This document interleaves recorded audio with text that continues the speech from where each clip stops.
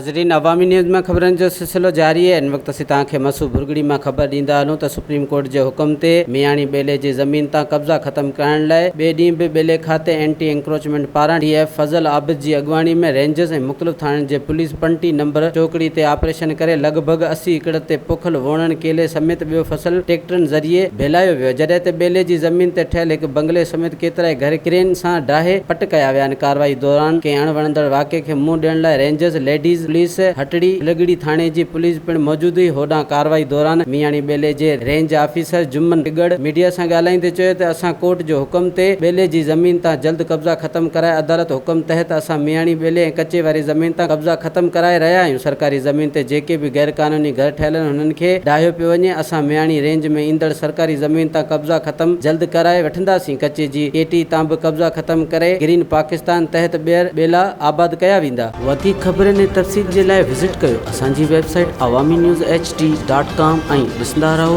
Awami news HD।